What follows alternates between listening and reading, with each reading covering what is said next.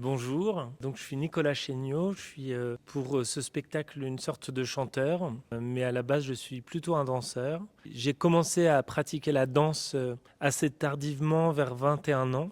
Avant ça, j'ai fait de l'équitation, j'ai vendu des crêpes, j'ai fait convoyeur de véhicules, j'ai fait un petit peu d'animation en colonie de vacances, j'ai fait du soutien scolaire pour des enfants. Et puis un jour, je me dis, bon, qu'est-ce que je fais dans ma vie? Et j'ai commencé à prendre un cours de danse. Et puis petit à petit, de fil en aiguille, au gré des rencontres, j'ai pu en faire mon métier. Et là, je suis dans un travail qui est assez hybride entre la danse, le théâtre, la musique, l'absurde aussi beaucoup. PJPP, c'est le nom donc de la compagnie qu'on a créée avec Claire Laureau. On a bien aimé le nom, PJPP, le son, et on a bien aimé l'écriture aussi.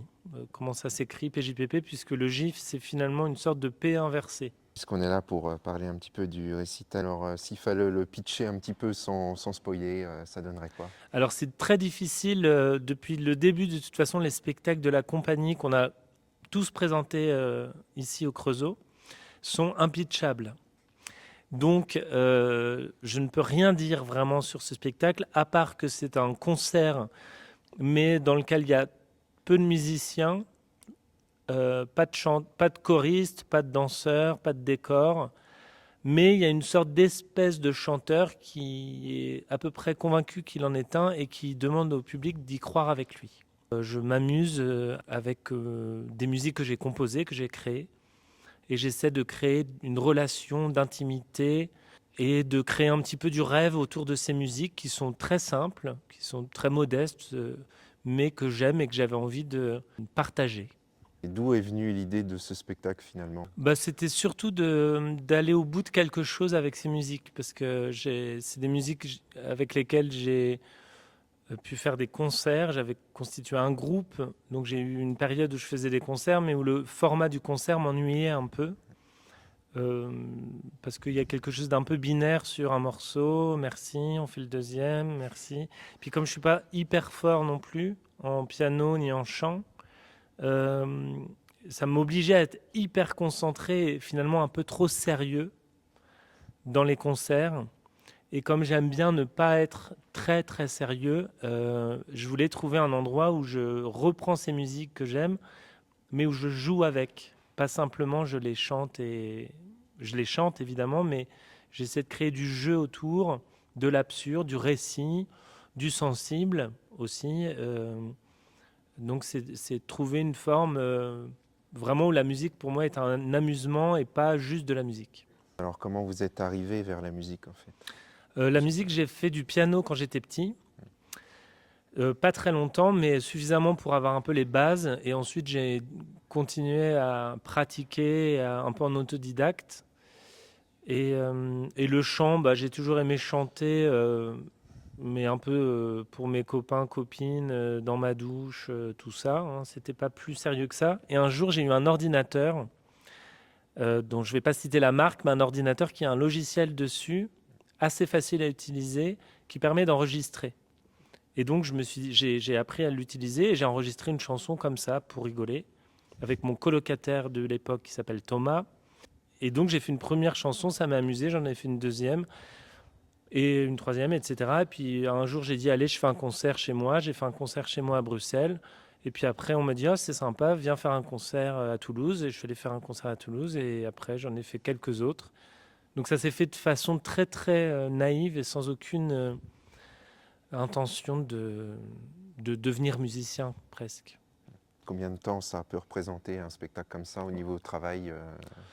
En fait, c'est très difficile à quantifier parce que j'ai décidé vraiment de faire un spectacle avec cette idée-là il y a un an, un peu plus d'un an et demi, on va dire. Mais en fait, je me rends compte en l'ayant travaillé que ça fait des années que je travaille dessus sans le savoir. Et notamment ces musiques, c'est des musiques qui existent depuis bien plus longtemps qu'un an et demi. Donc elles sont, enfin pas toutes, mais il y en a des plus récentes, mais il y en a qui sont anciennes.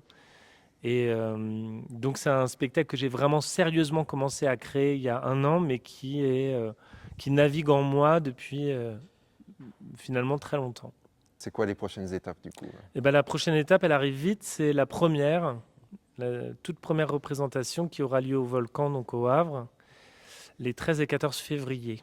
La compagnie est venue plusieurs fois à l'Arc. Mm. Donc quel rapport vous avez un petit peu avec cette scène nationale aussi, où vous êtes un habitué? C'est un rapport ouais, de fidélité avec le théâtre, c'est très agréable de sentir qu'on retrouve aussi du public qu'on a rencontré à travers les autres spectacles. C'est une fidélité aussi avec l'équipe technique, l'équipe administrative, la directrice qui en fait qu'on connaît depuis les débuts de la compagnie puisqu'elle travaillait avant à Dieppe et la compagnie est basée au Havre donc Cécile Bertin, la directrice de l'Arc, on la connaît depuis 11 ans, depuis même avant que la compagnie soit créée quasiment. Donc c'est une fidélité, une longue fidélité. Alors le récital au Creusot, c'est le 6 mai. Et le 5 mai, il y a un atelier. Est-ce que vous pouvez nous détailler un petit peu cette idée aussi de faire un atelier en parallèle? Alors l'atelier, c'est quelque chose qu'on fait souvent autour des spectacles. Là, je pense qu'on va peut-être s'amuser un petit peu à chanter faux, parce que je trouve ça très beau aussi, les gens qui chantent faux. S'amuser à se prendre pour quelqu'un d'autre, mais fondamentalement, je ne sais pas tellement ce qu'on va faire encore aujourd'hui, parce que je suis plus concentré sur le spectacle vraiment, et puis c'est un petit peu après l'avoir créé qu'on se rend compte de qu'est-ce qu'on peut partager du spectacle avec le public dans un atelier de pratique. Je peux juste dire que ce sera léger, ce sera pas grave, ce sera pas très sérieux, et ce sera comme le spectacle, un atelier assez ludique en s'amusant à la fois avec le corps, avec la voix, avec l'idée de personnage, à la frontière entre plein de disciplines. Est-ce que vous vous rappelez du premier spectacle un petit peu qui vous a vraiment marqué et vous vous êtes dit ah ça c'est ce métier-là que je veux faire? Alors moi, c'est pas un spectacle qui m'a donné envie de faire ce métier, c'est un film qui est le film Billy Elliot.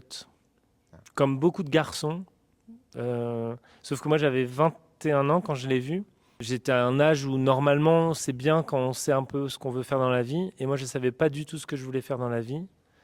Je le savais mais je n'osais pas me le dire. Et en voyant ce film, j'ai eu une sorte de claque de me dire mais en fait ce petit garçon, j'aurais vraiment beaucoup aimé que ce soit moi. Il y avait plein de choses dans le film où je pouvais m'identifier. Et c'est après avoir vu ce film que j'ai commencé à m'inscrire à un cours de claquettes d'abord, et puis ensuite à un cours de danse classique, puis de jazz, puis de contemporain, et puis voilà, ça s'est fait comme ça, mais c'est vraiment, sans ce film, je ne sais pas ce que je ferais aujourd'hui. Peut-être vendeur de crêpes. Il y a déjà d'autres créations, d'autres peut-être avec la musique justement. Alors pour l'instant, il n'y a pas d'autres créations prévues, à part des temps de recherche, un petit peu de laboratoire. Une envie qui est née en même temps que ce projet, qui était ce projet orienté vraiment vers le chant. Et il y a un autre projet que j'ai en tête, mais qui est complètement de l'ordre de l'envie, mais sans aucune précision de ce que ce sera, mais autour de la danse. Voilà. Donc c'est assez large, hein. Mais j'aimerais bien renouer un petit peu avec la danse qui est finalement toujours présente dans ce que j'aime faire, mais très très en souterrain. Et là, j'aimerais bien faire remonter un tout petit peu la danse à la surface et de voir qu'est-ce que ce serait ma danse d'aujourd'hui. Voilà, mais c'est pour l'instant juste une vague idée.